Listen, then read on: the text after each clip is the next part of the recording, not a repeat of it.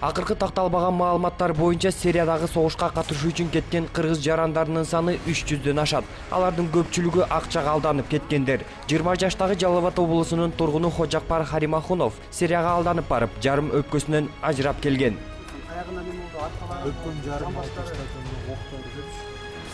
Ал Сирияда алгач курал кармоонун ыкмаларын үйрөнгөн. Андан соң атайын машыгуулардан өтүп, согушка даярданып жатканда ок тийип ооруканага түшкөн. Анын өз мекенине кайтып келүүсүнө себеп мына ушул болгон. Мен Харимахунов Хожакпар 1995-жылы туулганмын, 31-майда. Жалал Абад шаарында жашайм. Аликашой көчөсүндө 13-үйдө. 2014 март айында Грознойго иштегенге кеттим. Bir dostum менен акта повар болуп иштедим. Биз январь айында бир Ислам деген достум менен жихад боюнча мага дават этти, Ислам деген достум. Анан биз Истанбулга кеттик, ал достум менен. Акта бизди Мусаб деген бала күтүп алды. 35 жашында примерно. Ал бизди үйүндө 4 күн бакты бизди. Жихад боюнча алды, дават этти экибизге. Анан бизди таксиге салып жибарды. Экибиз таксиде кетер эле, да 2 киши кошулду бизге. Бири чечен, бири тажик. Чечен бир 40 жашта болсо керек. Тажик 26-25 жашта. Кийин бизди Сурия менен Турциянын границасында бизди бир араб күтүп алды. Жабхат Мусраны неси экен. Америка экен, ал күтүп алды, бизди алып кетти.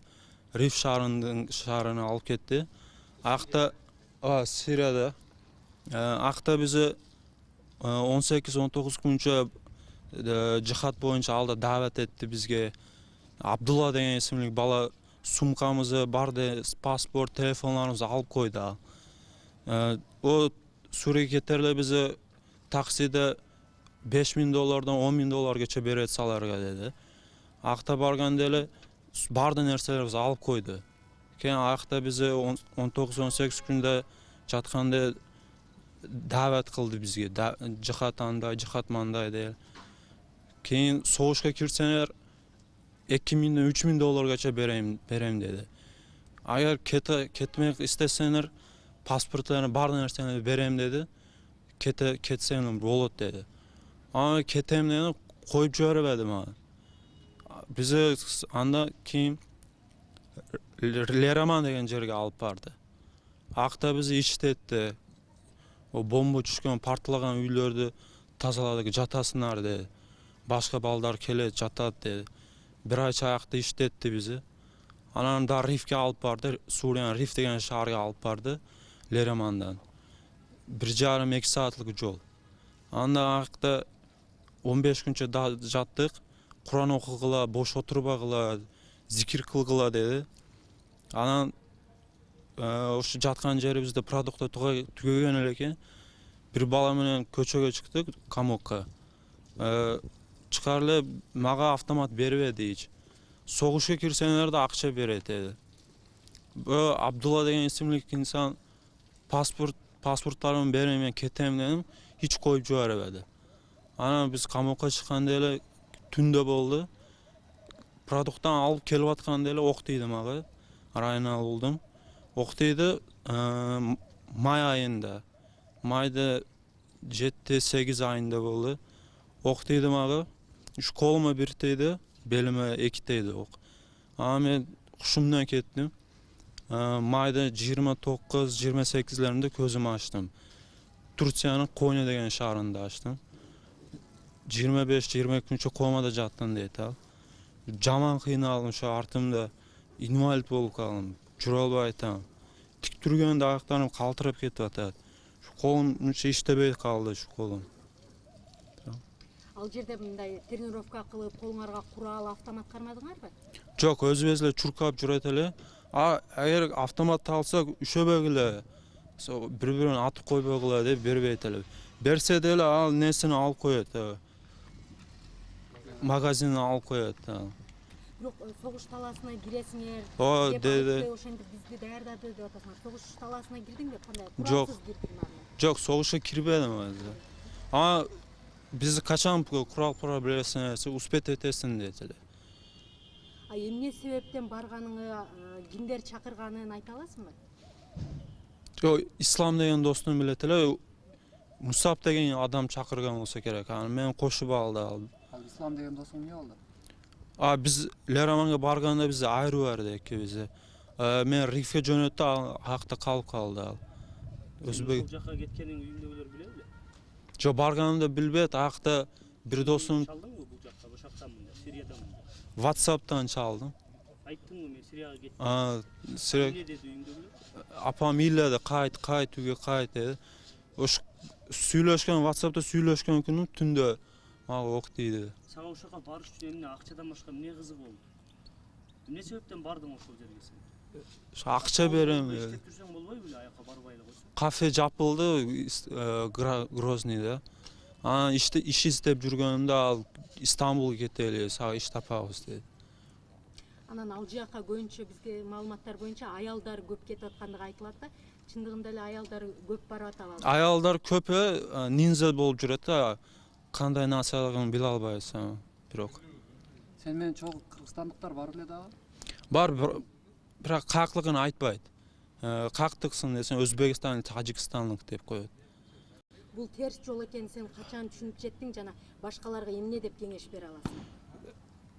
Барды акелер, өлкөлөр айтам силерге барбагыла. Акта соуш жок. Инвалид болуп калдым. Өзүм жүрө албайт да. Кантип келип калдың кайра Кыргызстанга? Кыргызстан консульствосы жөнөттү. Акта справка берди. Ким билип калды ал Турцияда ошо жаткан жериң? Кандай болуп барып калдың комодан тургандан? Мен акта Сирияда кетем деп жүргөнүмдө факат хаялым кетем болуп калды. Милициялар келди, Түркия милициялар, полислер келди. Ал кактыксың деди, кака кетмек истесең дер. Кыргызстанлыкмын дедим сразу. Кака жөнөтө берсең Кыргызстанга кетем дедим. Акта эле сурады мага. Бардын devlet төлөдү дейт операцияларды. 3 жол операция болду. Ал жакта билесиң да, наоборот, сириялыктар Түркияга барды келип атат. Сени бир гана ошо акча кызыктырды. Терс жол экенин билсең деле. Мусап деген инсан жүдө эле мие куюп койду. Сирияда андай жихат, мандай деп баарын уктуруп мие куюп койду. Хаялы башка жок, эчтеке жок болуп калды. Акта баргандан кийин көп кыйынчылык болду. Кетем дедим. Коюп барбады Абдулла деген инсан. Ал Өзбекстандык экен. Бардык документтериң анда калды же өзүң алып келдиңби? Бар нерсе акта калды. Бүгүнкү күндө түшүнүп жеттиң бул жихат терс жол экендигин, Жок, бар досторум, акелер, өлкөлөр айтам, акка барбагыла. Акта жихат жок. Райым болуп келдим, акыбалым 3 ок дейди. Позвоночный алынды дейди ок. Учурда дагы Сирияда абал курч жаман. Жаман акта. Аябай жаман акта. Кандай жерде жаттыңар я, ушуну айтып толуктап жакшылап. Эстеңар, же жана көчкөн жерлерде, тазалаган жериңерде эле жатып аттыңар. Дом. Домлар свет жок. Зак бар деп аяк.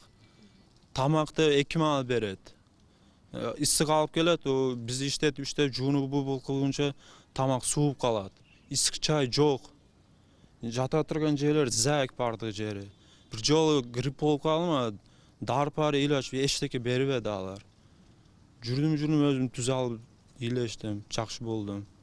Акта барды согуш болуп аткан жер фитна, мусулман урушуп атат акта. Акта хаят, келечек жок. Мен өзүм көрүп, көз көзүмөн көрүп келдим акта.